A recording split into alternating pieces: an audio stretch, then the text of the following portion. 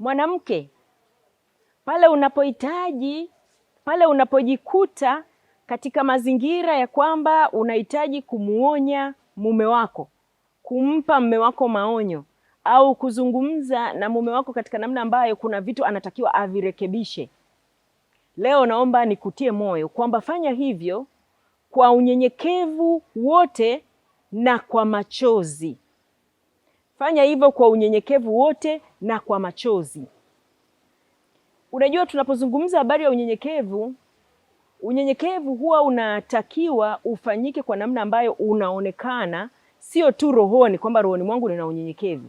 Unatakiwa uonekane hata kwa nje.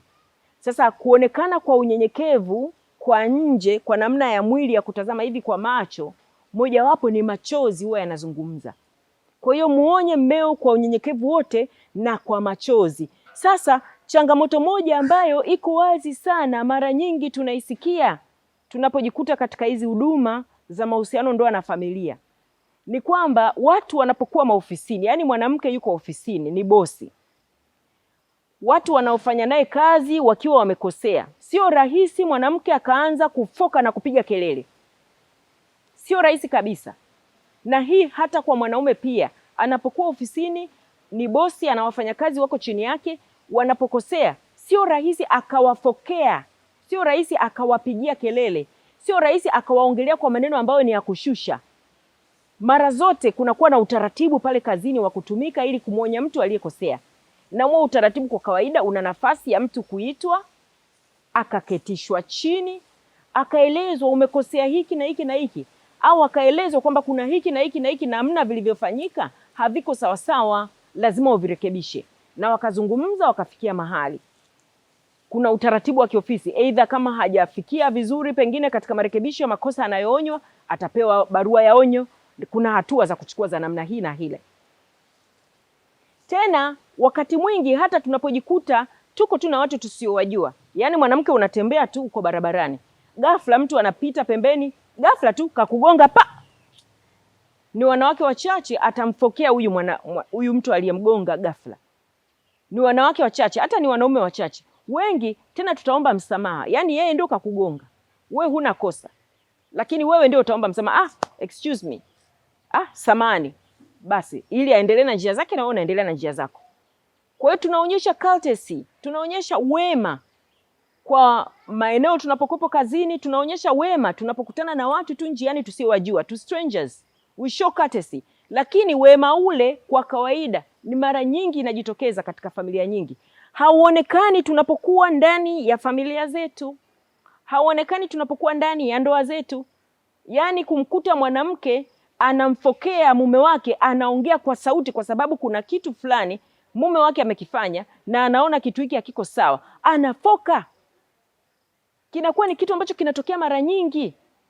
Na kwa bahati mbaya kitu hiki kinatokea hata kwa wale wanawake wanaosali, wanawake kabisa, wale wanaosali, wanaotunza taratibu za imani zao katika dini zao, katika Ukristo. Hata wale wanawake waliookoka wakati mwingine wanafokea waume zao. Wewe mwanamke, kama ni mwanamke wa namna hiyo, umeokoka, unasali, ujue kwamba ni injili mbovu sana unayoipeleka kwa mumeo wakati umeokoka na unamfokea. Ile courtesy, ule wema ambao wakati mwingine tunajikuta unaonyeshwa, au hata sisi wenyewe tunaonyesha tukiwa makazini au tukiwa na watu wengine huko barabarani, unatakiwa uonekane zaidi sana kwa waume zetu. Na kama wewe ni mwanaume unafuatana nami, uonekane zaidi sana kwa mke wako, kwa watoto wako, kwa familia yako. Mwanamke anayefokea mume wake kwa kawaida huwa anafokea sana zaidi watoto wake. Mbaya sana house girls, wasichana wakazi wanaosaidia kazi, anafokewa sana. Neno la Mungu liko wazi sana katika haya mambo, liko wazi sana. Ukisoma kitabu cha Matendo ya Mitume, ile sura ya 20, mstari wa 19 na mstari wa 31, Matendo ya Mitume 20, 19 na 31. Neno la Mungu linasema, Mtume Paulo anazungumza, anasema kwamba nilipokuwa kwenu nilifanya kazi ya Mungu kwa unyenyekevu wote na machozi. Nilimtumikia Mungu kwa unyenyekevu wote na machozi. Alikuwa anawahubiria watu, lakini anasema nilifanya hivyo niliwahubiria watu, nilimtumikia Mungu kwa unyenyekevu wote na machozi. Unaweza kuwa uko hapa ni mwanamke ni mwanaume unahubiri Injili. Je, unahubiri kweli kwa unyenyekevu wote? Kwa machozi? Unyenyekevu unajitokeza mpaka nje kwa njia ya machozi? Au sisi ni wale wa kuibeba ile Injili tunaipeleka ni kama watu walioshika fimbo, kwamba wewe hutaki kuokoka utaenda jehanamu, afadhali nikuchape hata fimbo. Tunakumbushwa kufanya hivyo. Mtume Paulo katika ile hiyo Matendo ya Mitume sura 20 mstari 31 pale anaeleza kwamba nilipokuwa nikiwaonya mchana na usiku kila siku, niliwaonya kwa unyenyekevu wote na machozi. Mtume Paulo alikuwa anaonya waumini tu anaowahubiria kwa unyenyekevu wote na machozi. Unyenyekevu uliojitokeza mpaka nje. Ukionyesha, unajua ule unyenyekevu unaojitokeza mpaka nje hata kwa namna ya machozi, unaonyesha upendo wa kweli unaotoka ndani ya moyo wa mtumishi wa Mungu. Kwa hiyo mwanamke, pale ambapo umejikuta mume wako amefanya kitu na hiki kitu alichokifanya unakitazama, unaona hiki kitu hakiko sawa, wewe mwanamke, hebu jipange, tulia, omba Mungu, tafuta, hata fikiria style utakayoitumia kuzungumza naye. Andaa mazingira sahihi, wakati sahihi akiwa amepumzika. Andaa pengine kinywaji kizuri anachokipenda, kaa naye, jipange hata utazungumzaje, kwa sababu unyenyekevu unatakiwa ujitokeze nje. Tunaona hapo tunaambiwa na machozi, niliwaonya kwa machozi, kwa unyenyekevu wote na machozi. Kwa hiyo jipange.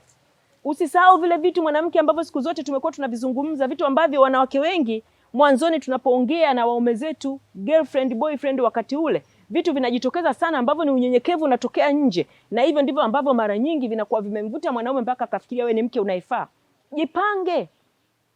Jipange. Hata vile vitu ambavyo baada ya muda umekaa na mume wako muda mwingi unajikuta kama unavisahau. Hebu jipange kwamba leo nina kitu muhimu cha kumwambia mume wangu, natamani abadilike. Jipange. Safisha kucha zako, ni kitu chema kabisa kinafaa. Zisafishe vizuri tu. Chezea vidole vyako, ni kitu chema kinafaa. Tena fanya kwa makusudi kabisa, umeamua kwamba nataka kumweleza kitu ili akirekebishe. Biblia inatuambia ni kwa unyenyekevu wote na machozi. Na machozi yakija usiyazuie. Wakati mwingine katika ule mtazamo wa mwanamke unaweza asione machozi yako, atakuchukulia poa.